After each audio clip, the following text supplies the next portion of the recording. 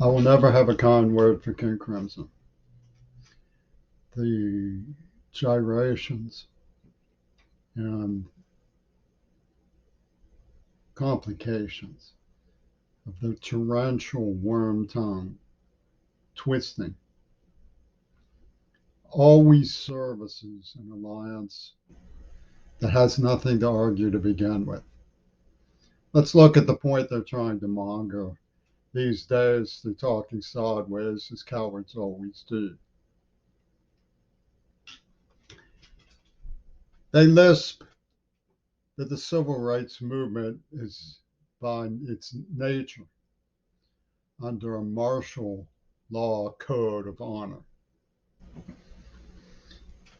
Since that's not true, there were parents who protected children from the marches. There were people who held back from the marches. There were people who were angry at the nonviolence of the marches. But all of the people who went on the marches did it voluntarily.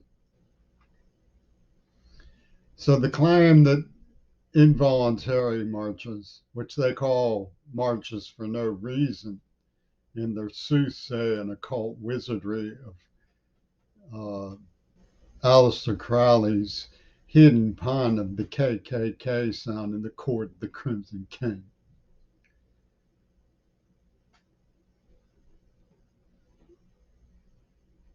Is, in their view, an involuntary march for no reason.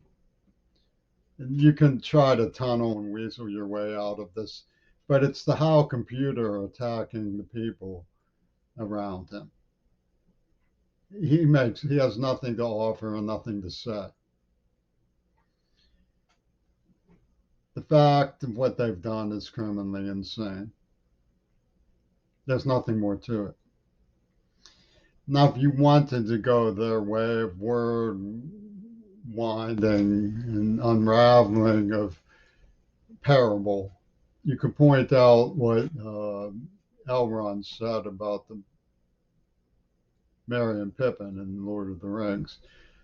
If they knew what they were facing, they would um, not dare.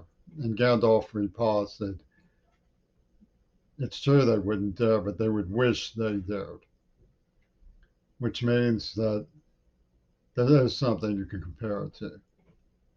If the rapists of mind fuck at the University of Pittsburgh did not know that they had among them people who had implanted a seizure trauma of neuroplasm in a deaf person who they sneak attacked on, then they would wish they could undo the horror that their mentality, their mob mentality, inflicted on their victim. I'm looking for Pittsburghers who wish they dare repudiate the criminally insane doctrines of these Nazis when it comes to me. Pittsburgh public school children do not, by obligation, become child soldiers in the manner that the British allege. Pittsburgh public school children are not playthings to be used for vicious social experimentation by Frank Zappa's cadre. They're not required to live through grueling Manson ordeals that dwarf corporal punishment, emerge intact, and solve riddles that the administration denies even exist.